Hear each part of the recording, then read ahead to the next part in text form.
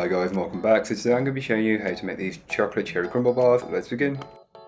To get started on the recipe, you'll want to grab yourself a medium-sized microwavable bowl, then place in your golden caster sugar followed by the butter, then the vanilla.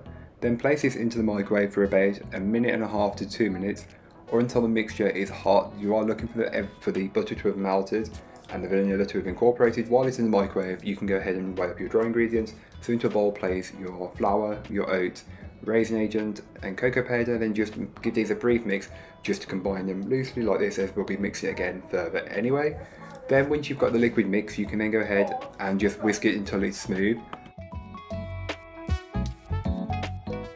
You can then go ahead and add the wet melted ingredients into the dry mix and fold everything together until it's fully combined. It will look very chocolatey and you shouldn't see a trace of a single ingredient, so if you do, just keep mixing for a little bit just until it's fully incorporated, and it should come together and be quite thick. This is what you're looking for. So take around 2/3 of the mixture and place into the bottom of a 9-inch square cake tin, which has been lined with some parchment paper. Then just press it out and get as level as you possibly can. You can do this with your hands if you really wanted to, but I don't like the feel, so I just use a small palette knife and just spread them, level it out as best as I possibly can.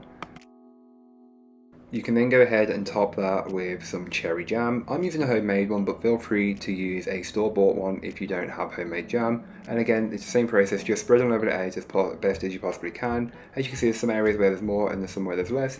And as you can see, I left a cherry pit in there. I take it out after, don't worry. Then with the remaining mixture, just crumble it on top and it'll spread a little bit while it's baking, but this is completely normal. So you can go ahead and place it into the oven and bake it up. All that information will be in the blog post, which will be linked down below, so don't forget to check it out if you're interested.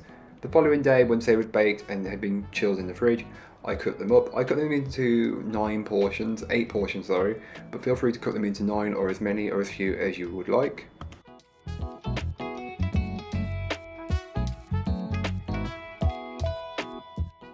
It doesn't look like a lot, but trust me, these are packed with flavour. You've got the chocolate, you've got the cherry, and chocolate and cherry work really well together anyway. But here's what it looks like. So if you like flapjacks, you'll like this. But that's all today. I hope you enjoyed. If you did, don't forget to like, comment and subscribe for more from me, and I'll be back again very soon with another recipe, so join me then. In the meanwhile, don't forget to check out the description. There'll be a link to this recipe, a link to my blog, and links to all of my social medias. But that's all today. I hope you enjoyed. Bye guys.